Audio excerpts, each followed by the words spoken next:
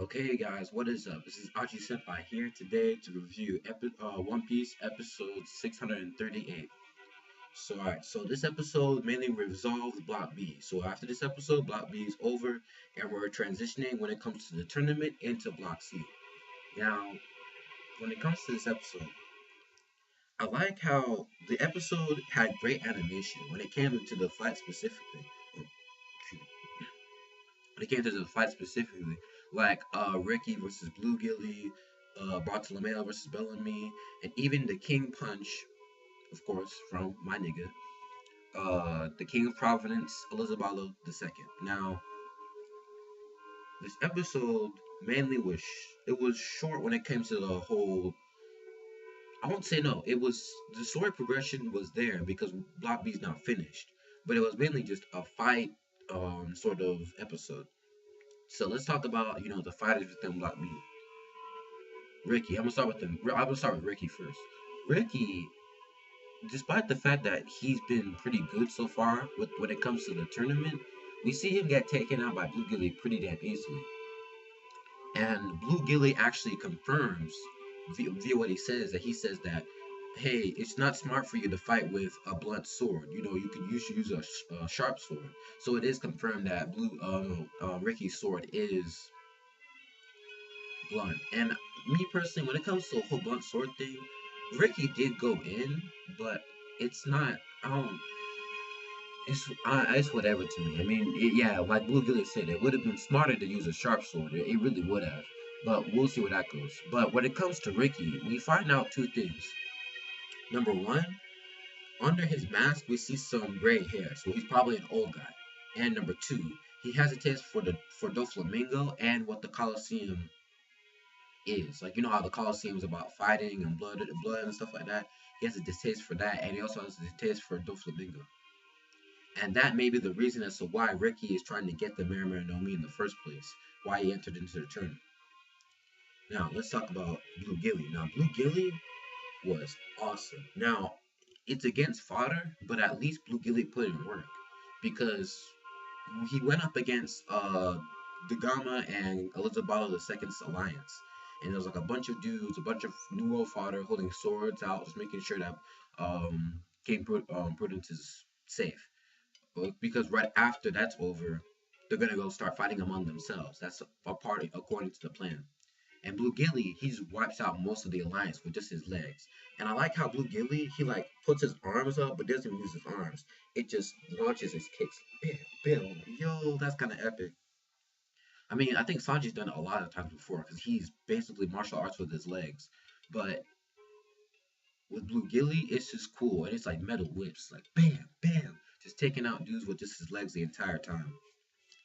And we find out that the actual alliance was just a ploy, just so King Elizabeth can get his punch ready. Because once the fodder people in the alliance disband a little bit, the Gamma goes behind their backs and starts cutting them up left and right. Well, and he reveals that he was actually really working with Blue Gilly to take out most of the competition.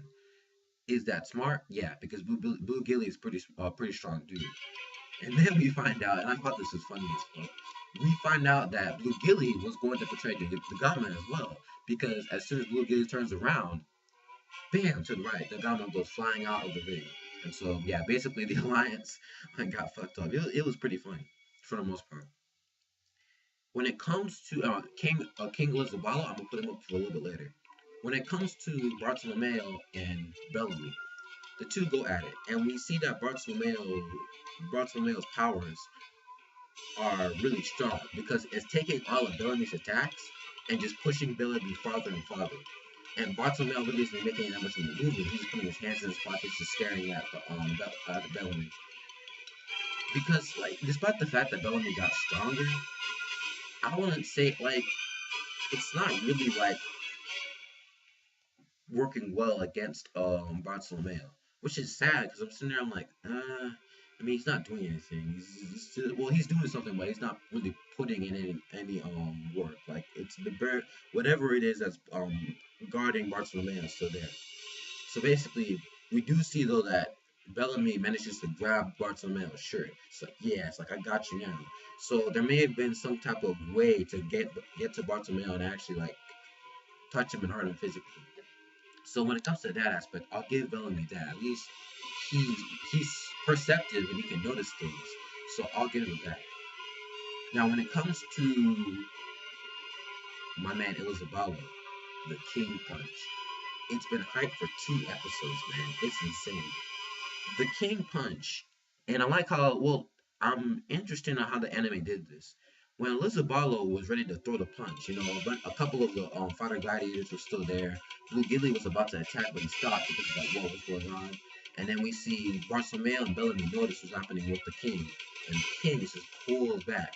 Immediately, you see all the veins and stars start popping. It's like, boom, boom, boom. Like, oh shit! His arm, I think it's his right arm. Yeah, his right arm grows a little bit, and then all of a sudden he emits this kind of weird aura. Now this aura looks a lot like Gear Second aura, and I read this in a review that I just watched. It also is kind of like like how back in DBZ where like whenever Goku and the rest of his friends like power up and stuff. I was like, nah, not really. But I mean, it does look like he's powering up. You see this aura emitting from the king. Immediately afterwards, he pulls back his punch. Kingu. Punch, bam, and you're like, dude. And the animation at that point in the episode flared up. Like it was like over 9,000. Beautiful. It was just insane. And it wipes out almost everyone in the ring except for one person. I'll get to that person in a second. It wipes out Blue Gilly, Bellamy, Ricky's already taken out, but at least now he's out of the ring. All the fodder that were left, and it did that, and it was like, dude, it was like, yo, what the fuck? And the one person that was left was Bellamy, and I like how this is mentioned because according to people in the audience, had Bellamy not no not Bellamy had Bartolomeo I'm sorry had Bartolomeo not pulled up one of his barriers to protect the people in the Colosseum, like was to protect himself, 2 sections of the Colosseum would have been wiped out in an instant. Because you see in the episode, the punch's force extends all the way towards where Bartolomeo's barrier is, then it just stops. Because of course, Bartolomeo's barriers are pretty damn strong. And at that point, we find out that Bartolomeo's devil fruit is the Bara Bara no Mi, a barrier fruit. And he does like this. I think it's what it calls, like this. And he mentions how this is to prevent like it's like a shield of some type. Everyone knows that. I was like, because usually when people put up this, it's like they're hiding something from you. Like they tell you one thing, but when they do this behind their backs, it's like, yeah, I'm trying to trick you, like that. Like back in the day. But I guess in Japan, that's how it is with them because whenever they do barriers like this, it's like, oh no, I have to protect myself, something like that. And I'm guessing is that when he went up against Hack, Barcelona probably had those, like, had his fingers in his pockets like that, and he's just sitting there. And that's why the barrier protected him as it did. And then we see King Elizabalo. He immediately afterwards gets taken down by Barcelona because Barcelona pulls back. He's like, barrier crash. He's pulling, like, it just pushes Elizabalo back and then knocks him out, and he's out of the tournament. So Block B ends with Barcelona being its winner. Now, when it comes to story progression, yeah, Block B's over. We're not gonna go into Block C. And when it comes to the animation, other than the fights, was solid. When it came to the fights themselves, it was great. It was actually really damn good. When you compare it to other scenes in One Piece, it was really damn good. And yeah, the pacing, of course, they only stuck with one part, which I actually kind of liked because even though I want to know what's going on with the other people, I want that to be like one at a time. You know what I mean? And of course, we did see now Block B's done. But the final part of the episode, which I think is the most important when it comes to this arc, is that Franky and the toy soldier actually talk. And Franky mentions how he wants to take down the Smile Factory. Of course, Franky is like, oh, I want to take it down. I need to take down one of the Don Quixote members. And the Torso's like, yo, chill, bro, chill, calm down, chill, my nigga, just chill. And he tells him, I will help you take out the small factory, but you need to help me save my friends that are inside there because me and a couple other of my friends are planning to take down the small factory as well. And according to the toy soldier, what happens with the factory will lead to the country's downfall. And I mean, you already know for a fact that the country is not normal because you see toys walking around and stuff. But that may mean that the Dressrosa has some really deep hidden pasts that we don't know about yet. So overall, the episode did end on a good note. We now know what Frankie is going to do in order to take down the factory. He needs to go. Yeah, he needs to go help this toy soldier save his people and destroy the factory alongside of it. So yeah, this episode was overall. I'm gonna give it a good plus. It was a good plus episode of One Piece. So yeah, I'll see you guys later.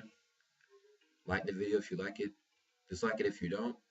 Rate, comment, and subscribe. So yeah, I'm OJ Senpai. Out. Peace, guys.